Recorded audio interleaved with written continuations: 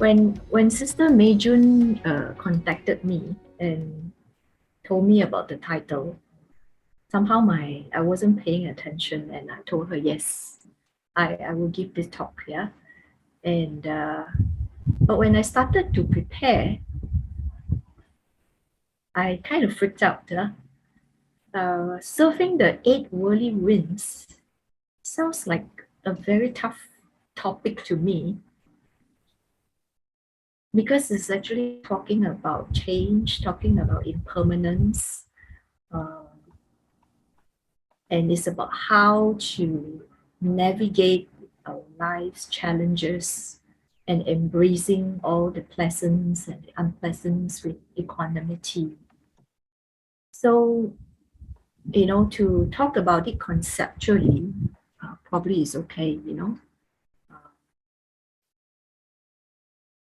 but to talk about practical tools to serve the 8 whirly winds, it really freaked me out. I was like, who am I to talk about this? Because to me, to be able to talk about this, you need really the highest level of kung fu, a lot of practice, a lot of wisdom. So, but anyway, I have kind of promised to give this talk, so I need to kind of get something out. Yeah. So let's it just for some, if you may not know what is this 8 whirly wind. 8 whirly wind is basically made up of 4 pairs of the opposites: joy and pain, gain and loss, fame and disrepute, and praise and blame. Yeah. And it's talking about basically change and uncertainty. Yeah. We all know that change is probably the constant. Yeah. If you watch Big Bang Theory, I'm a fan of Big Bang Theory. So there was this episode where Sheldon finds out that the only thing that stays the same is that things are always changing. So change is the universal constant. Yeah. So where am I? Yeah. So change is the only constant. So how is that so? How is that so?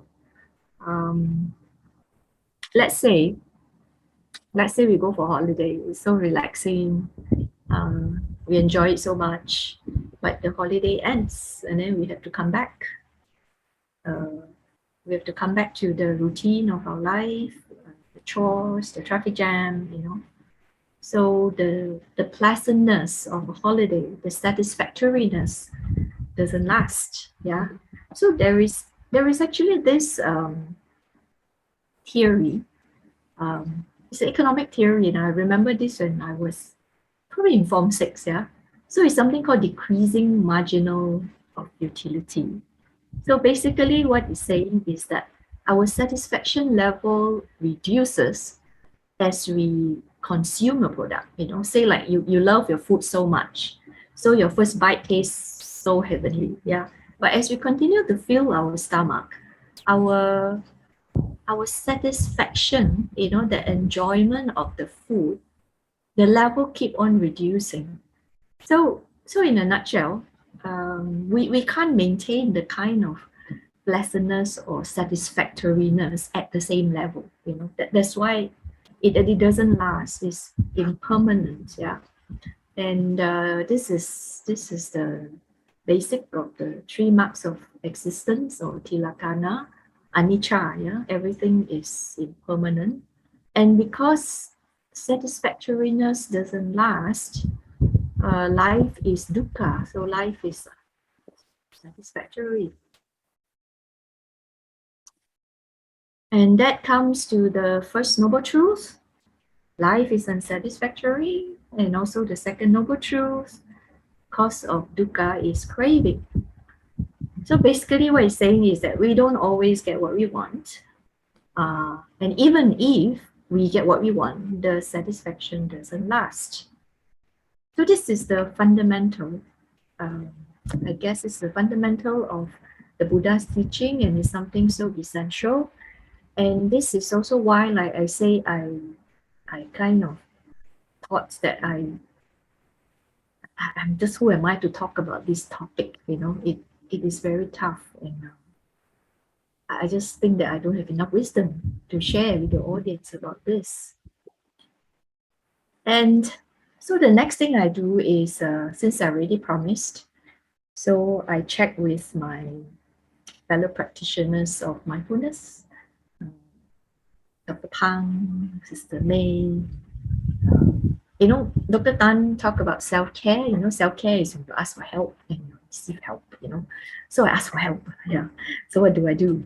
And I'm so glad that I got a little bit of pointers. And I really like this. Dr. Pang sent this to me. You know, we can't direct the wind, but we can adjust the sails. Then it just dawned upon me that what happened to me was that I was actually fearful of one of the wind, and one of that wind that was fear of disrepute, fear of blame. I was fearful that I can't deliver this talk well enough, that my reputation is affected, you know, or some of the audience may blame me. Hey, I'm wasting my time listening to you. I'm not learning anything. Yeah. So what does it mean by we adjust the sails? It's about changing perspective. Yeah. So I try to change my perspective. Now I'm an expert. I don't have to be like Dalai Lama or someone, you know, who can teach, you know. I can just do as best I can to share whatever I know, whatever I've observed, whatever I've experienced with the audience. So the 8 worldly winds, yeah. So perhaps can I invite the audience to maybe to put in your chat, you know, what are the 8 worldly winds? Anyone would like to put in a chat what are 8 worldly winds? Yeah, praise and blame is one of them. Thank you. Any more?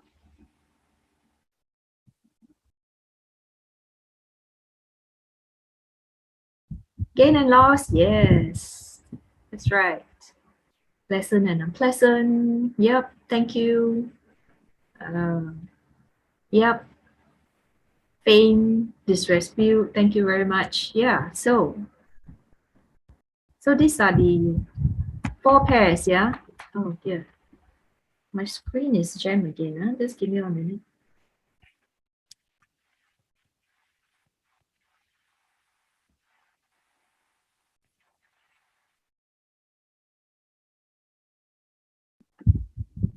Okay, so there are a few words. Some will say pleasant, unpleasant. Some say joy and pain.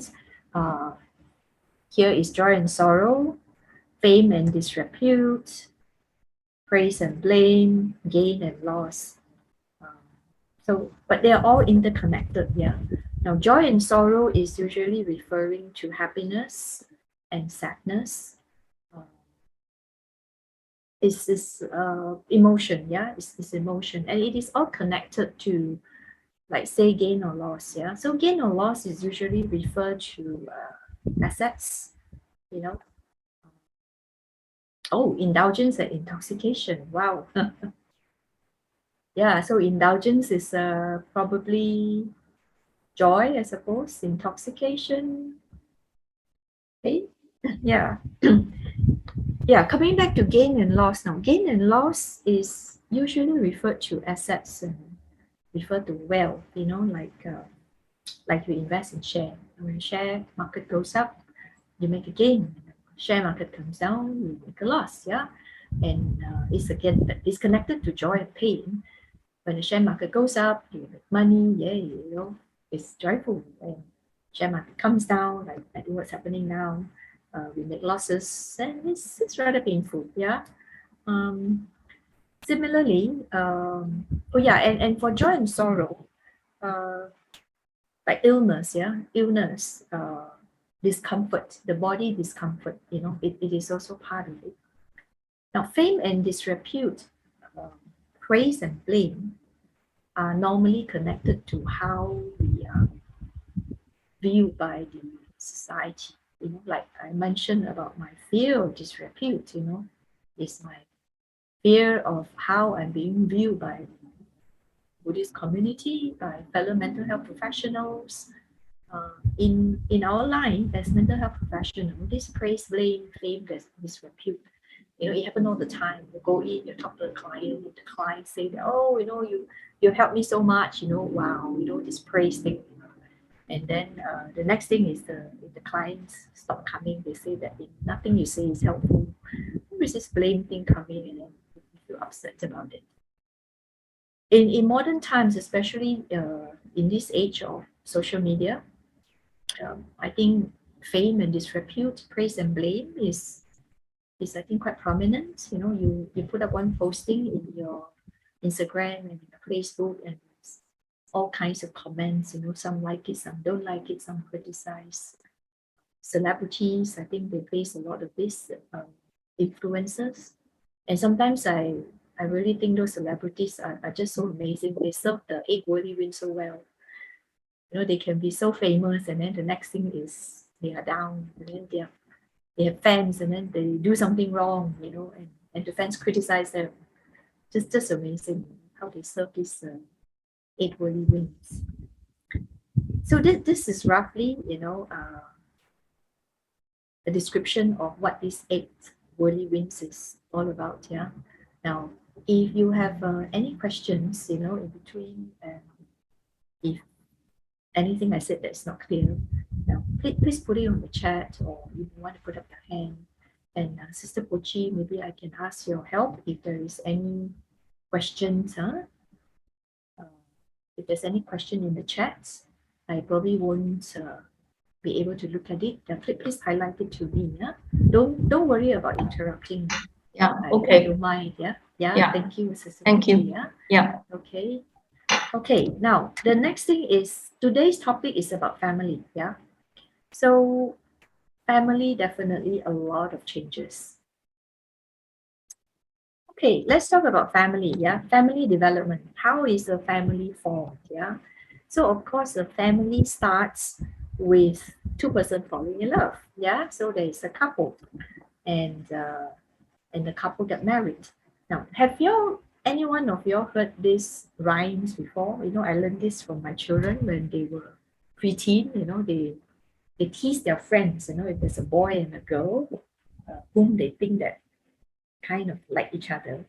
So it's like this. If let's say the boy's name is Tony and the girl's name is Jane, you'll probably say Tony and Jane sitting in a tree, KISSING. First comes love, then comes marriage, then comes baby in a golden carriage. Yeah?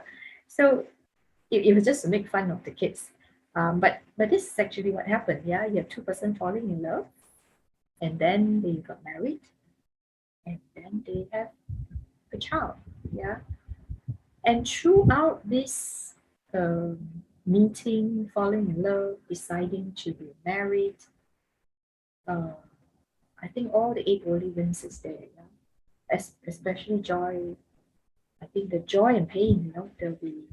I'm sure there are arguments, there are disagreements, the stress of arranging for a marriage, in-laws, extended families, parents want this, your parents want that.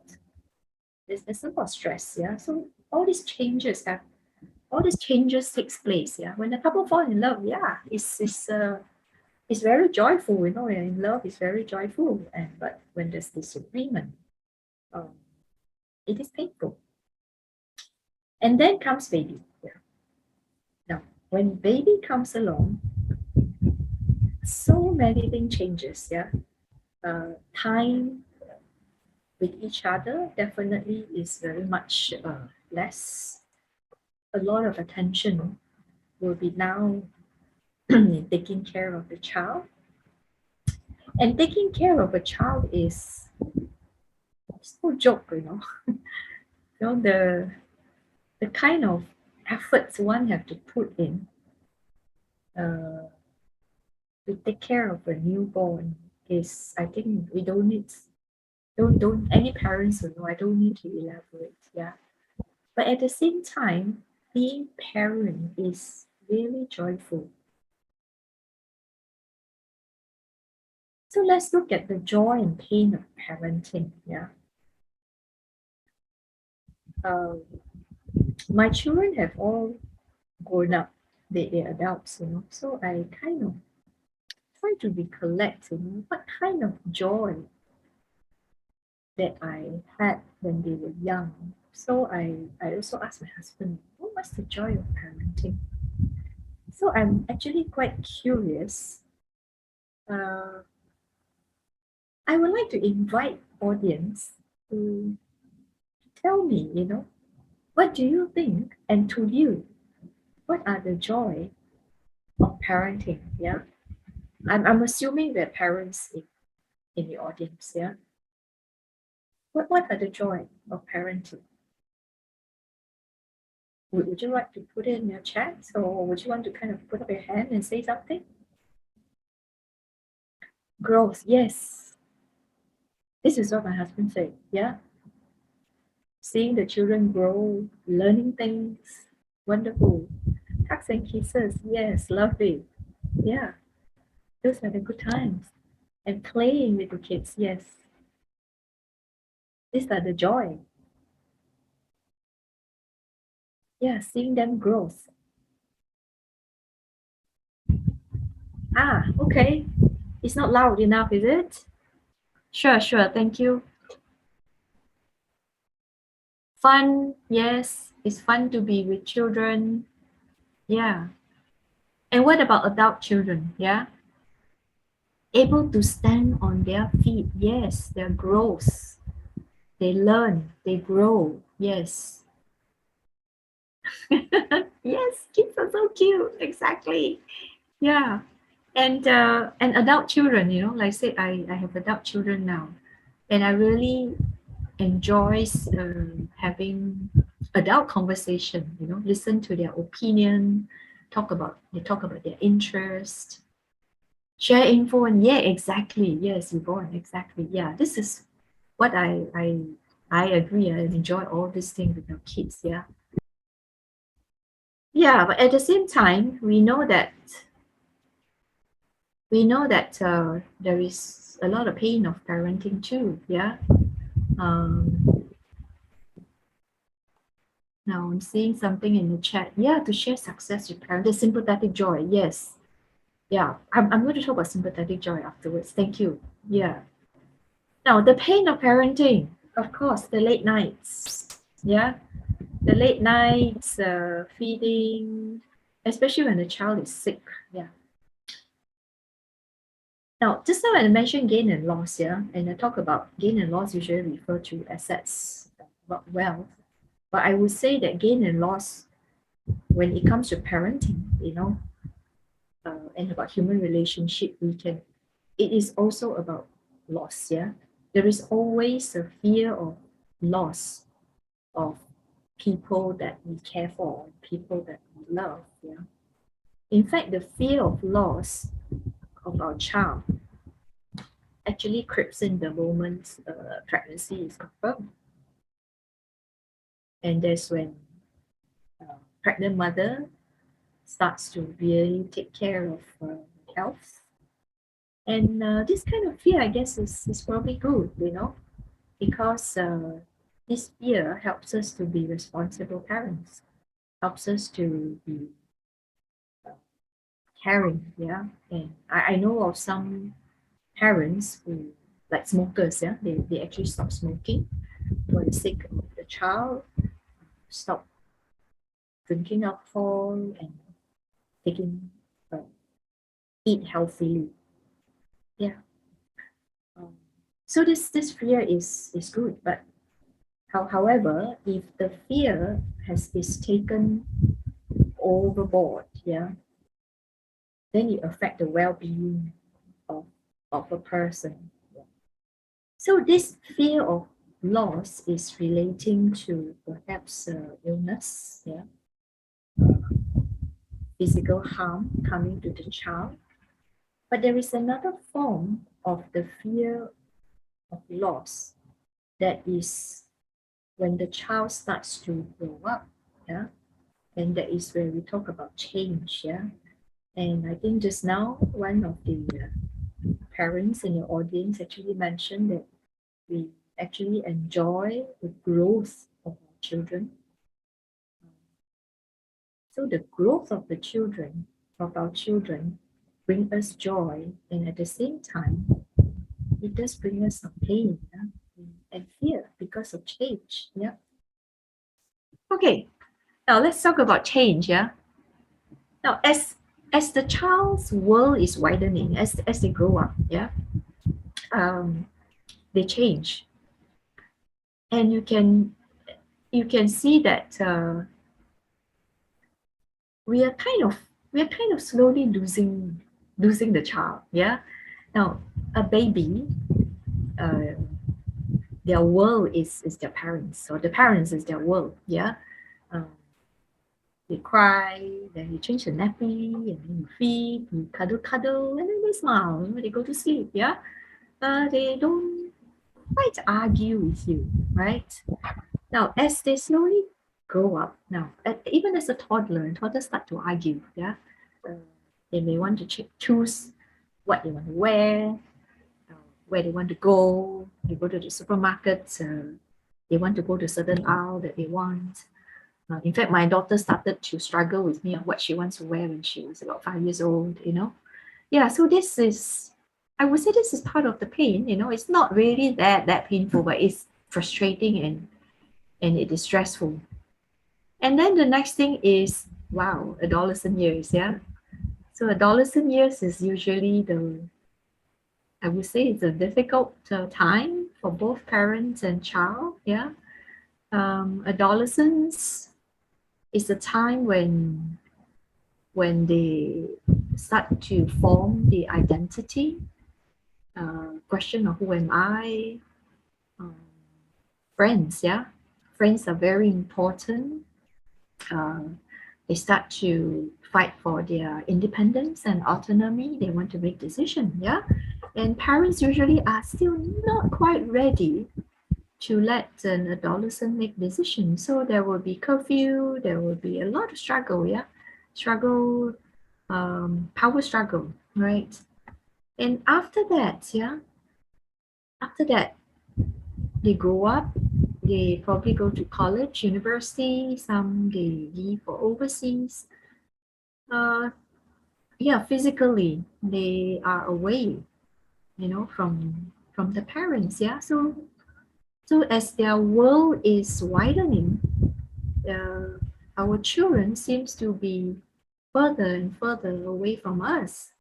And of course, finally, they meet someone, they fall in love, and the whole world will be the other half. So, and then the cycle of the family starts all over again. Yeah. So if we view this growing up, yeah, and change um, as a loss, then there will be pain. Yeah. Now, there is another form of loss which I have observed, yeah, um, among parents, some of my clients, friends. Um, this is about the loss of our dream for the child. So when a child is born, parents always, have some dream, like for the child. We would think of this child as, oh, yeah, I think my child is going to be good looking. My child is going to be intelligent. Oh, she's going to have a happy marriage. She's going to be successful. Some parents will have think of the child in certain vocation, like, to be a doctor, a lawyer, something like that. Yeah. Oh, the child's going to be filial. She's going to take care of me. So these are all the dreams that the parents have when the child is born. Now, however, a child is a human being, and as the child grows up, he or she has his independent thoughts, yeah. And the world is probably quite different from our world. Time change. So when the child doesn't follow the parent's dream, some parents see it as a broken dream and as a loss. So again, there is pain, yeah. Now, all this fear of loss, I notice that it ends up in protectiveness. Like if you're fearful that the child get hurt, get harmed, and we can be very protective of the child. But we know that over protectiveness, we are limiting the child's growth, yeah. So we are also limiting the joy of seeing our children growing. And this fear of loss or holding on to the dream may form some rigid expectation on the child. Because I say I've observed some parents actually imposing their dream on their children. There are some parents, yeah, sometimes adults, yeah, there are things that we couldn't achieve. And we want our children to continue this dream for us. Yeah. Now, having some dreams for our children is really nothing wrong. Yeah, it's nothing wrong. Having expectation is nothing wrong. In fact, it can be served as a guide, as a direction, to help the child to see what they want. What I'm talking about is rigid expectation. Yeah, rigid expectation is something that we parents think that yes, this is best for you. You must do this. So this is a rigid expectation that I'm talking about that can be harmful for the relationship, can be harmful for the well-being of ourselves and our children.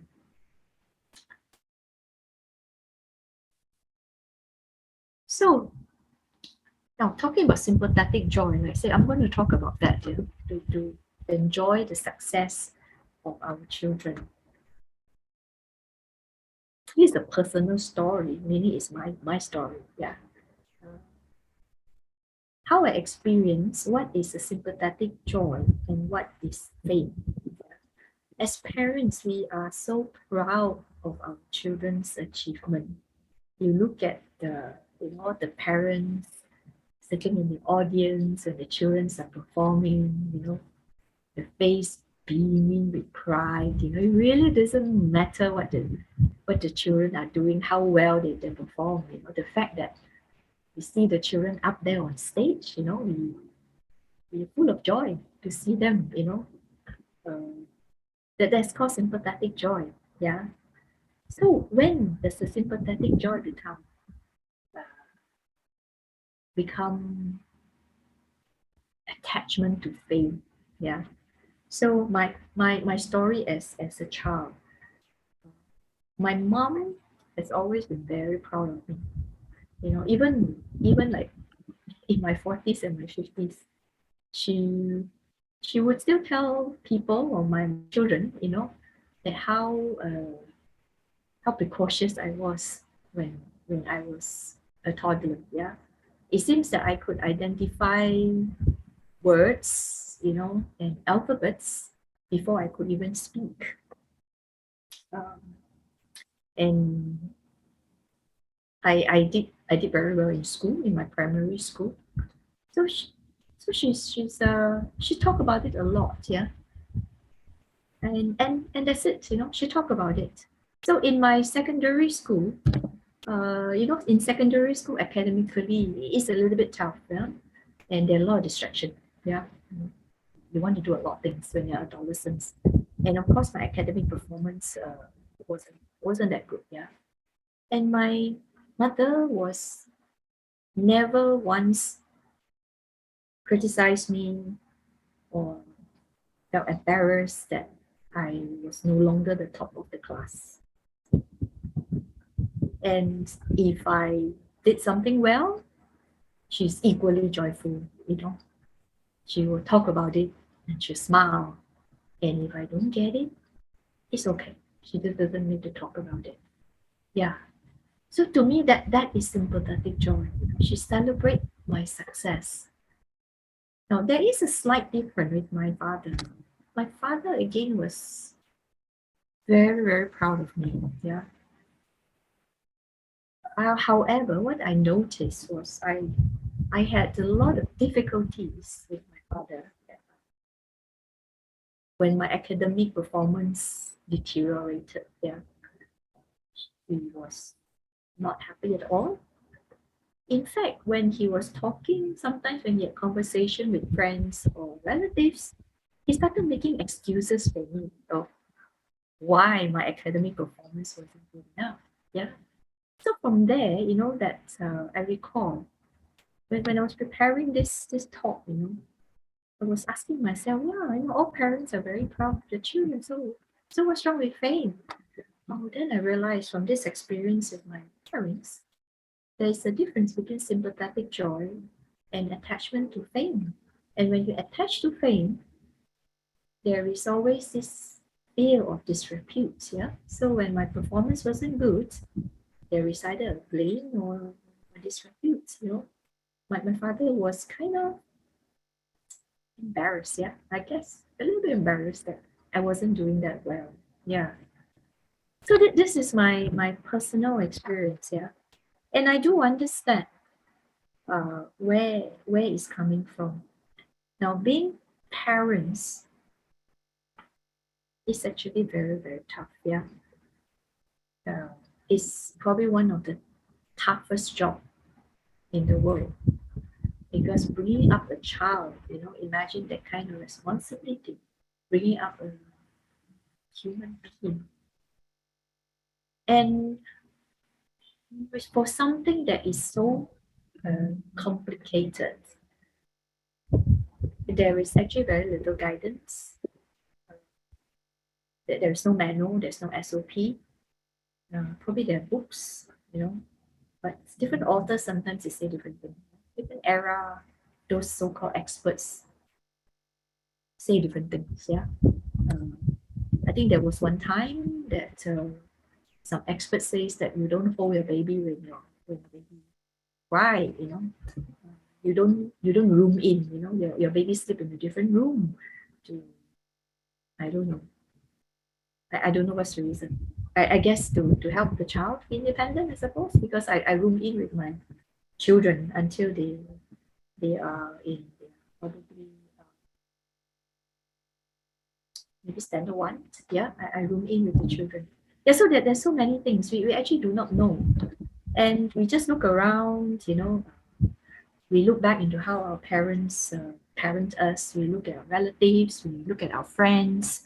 And then inevitably we start to compare. Yeah. Uh, so we want to know, am I a good parent? Yeah. So if you're not mindful, if you're not mindful, we kind of get caught, you know, into this fame and disrepute, praise and blame. We start to have KPI for ourselves, you know, as a parent. So whether I'm an A plus parent or I'm a fail parent, in you know in my job, I see clients. I have heard parents, you know, who very painfully blame themselves for what happened to their children, and they label themselves that I'm a failed parent. Yeah. So because of this lack of measurement, yeah, to know whether we are good parent or not, then we start to like I said have KPI, you know, and a lot of times we base on the children's performance to measure ourselves as how good, you know, are we as parents. Now, for the next one, these are the KPI categories. Yeah, this one I compiled from my observation, friends, relatives, clients. Academic achievement is something very common. Yeah, how many A's did you get for your exam? Yeah, I mean this one is my personal experience. My father, yeah, my late father. Yeah, how many A's did I get? Academic achievement. Yeah. So if you get all A's, there's fame. If you get uh, less than how many A's, then there's blame and disreputes. Yeah. Now, when you see my situation, if you talk about my situation, because I mature, maybe cognitively a little bit faster than other kids. So I performed well when I was in primary school. And because of that fame and praise, yeah, uh, my I was expected to continue to perform, and there's expectation, yeah. And the moment I did not perform, it become a blame and disrepute. Now, when this happened, when the parents unintentionally, unconsciously do this, I see a lot of cases of the children internalize the expectation, and it becomes their own expectation. It's no longer for the parents, it's their own expectation. So children identify their own worth based on exam results, and perhaps later on in adult life, they base on the career success. And we all know that this is not helpful. Yeah. Now, the other category of behavior, yeah, behavior. We all want our children to behave well, yeah, to be polite, to know how to queue up, in playground, not to be rude, not to interrupt, yeah. Now, good behavior is good for everyone. However, again, if we get attached to good behavior as a fame and praise, and also our measurement of how good we are as a parent. And sometimes when the child misbehaves for whatever the reason, yeah, and there is embarrassment, a parent may criticize the child. Uh, Again, that is about disrepute, about blame, yeah. And when I reflect back, as a parent, yeah, I guess most parents has been through this. Yeah, when the child misbehave, we tend to ask the child apologize. Hey, say sorry, say sorry, say sorry. Now that I'm, I would say that I'm more mature, or I gain more wisdom. I I recall there were moments that when I asked my children to say sorry, say sorry, quite a big part is for me. I was like want to show the other parent that, hey, see, I'm a good parent. I'm telling my child to do the good things. Yeah. So again, this is about how we get attached to this I'm a good parent, the praise and fame of to be a good parent, and this fear of being blamed of not being a good parent. Now there's a lot more, in this KPI category, attitude. Some parents will even think of what kind of university and school for the children, reputable ones, like filial piety, probably especially the older generation, uh, like the joy of, like people say, make it oh, you're very happy, you feel proud. And then when the child does something that's in our perception, in our personal value that it is not filial, then we get upset. Yeah, we get embarrassed. Yeah, so these are some of the categories that that I've observed. Yeah, so all I can say is in our journey as parents or just as a person, yeah, all these 8 worldly winds accompany us, and overly attached to the pleasant and avoidance of the unpleasant is definitely not good for our well-being and not good for relationship. So now come back to parenting again. Yeah, parents are the role model of our children, and children learn from parents on how to respond to life challenges. Yeah, so like for example, if no, I'm going to talk about protectiveness. Yeah, so if a child falls and hurts himself, and if the parents get panicked, the child will learn that falling is scary. If the child falls and the parents start scolding the child, and the child will think that falling is wrong. But if the parents can be composed and calm when the child falls, and you soothe the child, and the child will know that it is okay if I fall. I'll come up, I will stand up again. Yeah. So protectiveness, yeah. Protectiveness actually arises from the fear of loss. Now, I'm going to share a quick video, and I would like the audience to have some reflection after watching the video. It's about a 3 minutes video. Okay.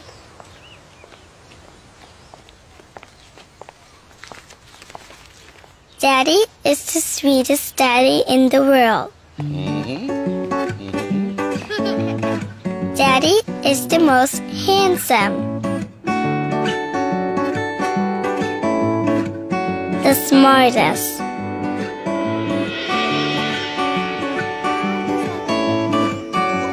the most clever, the kindest.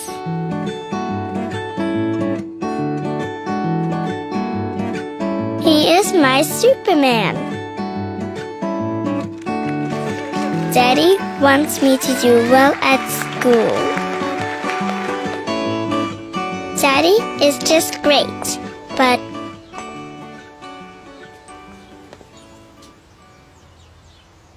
he lies.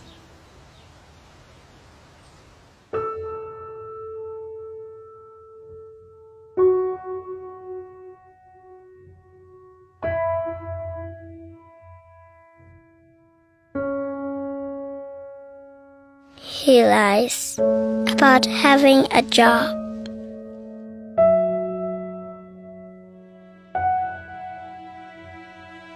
He lies about having money.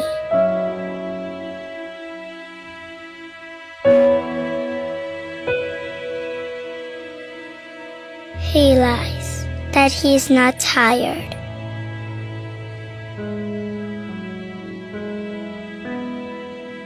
He lies that he's not hungry. He lies that we have everything.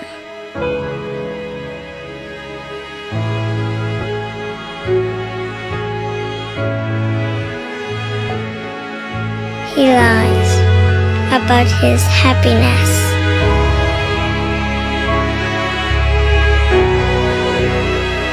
He lies because of me.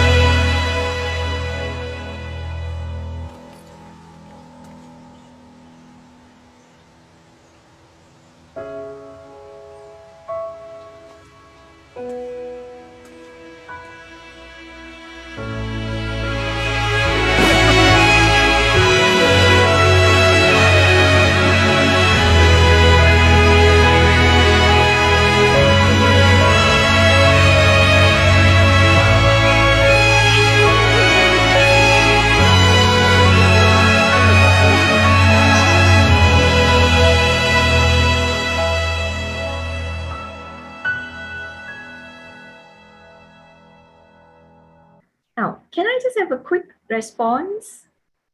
Yeah, it's a very touching video, yeah, definitely it tear up, yeah. But can I have some comments, about this? Yeah, children knows. The father lies. Why did the father lie?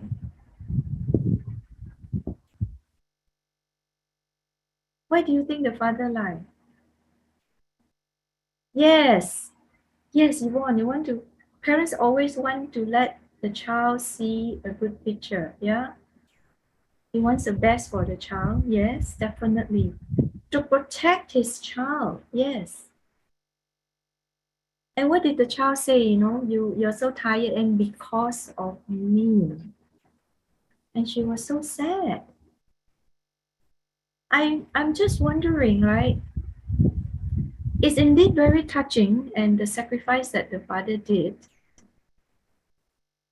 I'm wondering what kind of impression, what kind of perception that the child gets. Like, to work hard is bad. To do like 3-4 jobs, laborer's job is wrong. Or it is bad. It is, I don't know. It's just negative. So no doubt, parents really love the children. They want the children to see the best. But like I think Yvonne mentioned, he wants to protect the child. So it's about protectiveness, yeah, that I'm talking about. Yeah. Sometimes overprotectiveness is not helpful. Yeah, protectiveness. I guess I leave it to the audience, yeah, to ponder over this protectiveness. We protect our children. When is it helpful and when it is not helpful? Yeah. Now I'm going to move on to anxiety. Yeah. This is what said by Maurizio. He's a master family therapist. He's my family therapy teacher. He said parents need to learn to tolerate anxiety, fear, insecurity, and most of all, feeling of inadequacy in relation to a child who is no longer the same. Right? So he's talking about change. Yeah. So when there is change, we get anxiety. Yeah, that's normal. Human brain doesn't like change. Human brain wants certainty. So when there is change, when there is unknown, we get anxious. Yeah.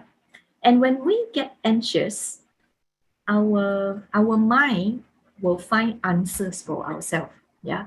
So that is what I'm going to talk about, anxiety. I love to talk about anxiety because it runs in my family. When and I was saying, we need to find answers when we don't have answers, yeah, and we catastrophize. Catastrophize means that we predict the worst, yeah, and there is a reason why we predict the worst. I'm going to jump to the next slide, yeah. We predict the worst. This is called negative bias, yeah? And it is evolutionary because our ancestor, the cavemen need to focus on the danger to keep them alive. Yeah. So this has been hardwired in our brain. So that is why we catastrophize. Yeah. Just like if your children don't come home on time. Yeah. What happened? The first thing we would think that something happened to the child. Yeah. And then we get fearful, we get anxious, and we get angry. Yeah. Now, the other thing that we tend to do is called overgeneralization. Overgeneralization is that when something negative happens, we will apply this learning to all the future incidents. Yeah. Again, it is something about prevention of harm. So we tend to say things like always, I'll never ever get to do this. You are always like that. If you notice that a child had bad behavior, we tend to say that, oh, why are you always so lazy? Why you always don't do your homework? And this is because of our fear that the child will not do the homework. We want to emphasize that, so you always don't do your homework. Yeah. So these are the two we call it cognitive distortion. in our head. So what can we do to deal with this anxiety and this cognitive, we call it cognitive distortions, yeah? The attention, yeah, just now we're talking about attention, because we are hardwired to pay attention on the negative stuff, yeah? So we need to intentionally shift our attention to something good, yeah? So there is something called gratitude exercise. Martin Seligman is a positive psychologist. He has one exercise that is called three good things, yeah? So he said we intentionally think of three good things that happened, whether it's just now, whether it is in our life, so that we kind of slowly rewire our brain that we can be balanced, we can see the good things and we can see the negative things. So now I would like to invite the audience to do this, yeah? Just very quickly, don't have to think too much. You just quickly put in your chat, yeah? Not even gratitude. What do you appreciate, yeah? What do you appreciate? I can start with, I would say that I appreciate friends, yeah? I appreciate friendship. I appreciate good food, honesty, yeah, okay. What else do you appreciate? I appreciate chocolate, beautiful nature, yes. I appreciate nasi lemak, still living, yes, of course. What else do you like? Freedom, wow, wonderful. What else do you appreciate? Oh, free time, yes, leisure time, wonderful. Yeah, people, we appreciate people. Yes, good food. Something we really enjoy. Friendship, yes, of course. Compliment, sincerity, friendship, yeah. Family, exactly. Me time, listening to speeches. I hope it's my speech. Uh, good or bad, appreciate everything I face. Wonderful. Yes. Parents, yeah. Like, do you like music? Do you like a good movie? Like yeah, good health. Oh yes, definitely. Yeah, we seldom appreciate our good health until we fall sick. Yeah. Yeah, so these are the things that constructive criticism, excellent. Yeah, I think a lot of you really appreciate good friends. Yeah. There are also small things in life that we appreciate, Um, I have this very, very interesting comment from a teenager. He was so cheeky. What he said? He felt that he's so appreciative. He said that when he was in a toilet, and then he was run out of toilet paper. And then when somebody gave him a roll of toilet paper, he said, "Wow, he was so grateful." Yeah. So these are small things that we appreciate in life. So this gratitude exercises. It doesn't have to be big thing, It doesn't have to be something, like someone will save our life, It's small thing that we appreciate that we don't even notice. So this exercise is helpful to help us to shift to not only see the negative things, we rewire ourselves, and that will help us to balance, and to navigate these 8 whirlwinds, the goods and the bad. So we know there are goods, there are bads, not everything is bad. Yeah, I think there are a few things. I still have a place to go back to, the rest, a home, a smile. Yes, wonderful. Thank you very much. So gratitude exercise is one thing that we can do. Okay, now the other thing that this is especially for parents, yeah. For parents, I think support network is so important. This saying, it takes a village to raise a child, yeah. As parents, reaching out to friends, reaching out to extended families is so important to help us get through the down, the down of the winds. It also helps the child to be open, to be resilient. So, like I said, this talk is a lot about my own reflection. Yeah. So I have been very, very fortunate. Yeah. As I was bringing up my children, I have been a working mother. My husband worked very hard. He worked very long hours, and I've been very fortunate that I have a group of very good friends where their children are about the same age as my children. And sometimes when I was so tired with my work, I can actually tumpang my children in my friend's house, and my children love it because they play, yeah, and we always help each other out, yeah. So a support network is actually very important for parents, you know, to get through the so-called the difficulties of parenting, so that we can enjoy parenting, yeah. So this is my summary, yeah. Embracing the uncertainty of life. First thing, I guess, the most important thing is we need to cultivate self-awareness, yeah, so that we know when we are hit by the wind, one of the wind. We are aware of our own emotion. We are aware of our own distorted thoughts. The second thing, I would still think that it is really very important we learn to how to sit with discomforts, tolerate anxiety. Is in a lot of mindfulness practices, this is part of the practice. Changing perspective, you know, changing the sail, changing perspective, have some realistic thinking, not to catastrophize, understand why we catastrophize in the first place, pay attention to the root, yeah, and always reach out for support, yeah. So this is my summary of today's talk. Today's talk is like I mentioned before, it's actually a lot of reflection of what I see, what I observe, yeah. There's very little theories or textbooks which I don't think that I'm able to talk about that, you know. So I'm going to just end this talk with this saying something that I really like. You know, Forrest Gump is a movie that I love. I watched it like I don't know how many times. He said, you know, life is like a box of chocolates. You never know what you're going to get. So enjoy your chocolate.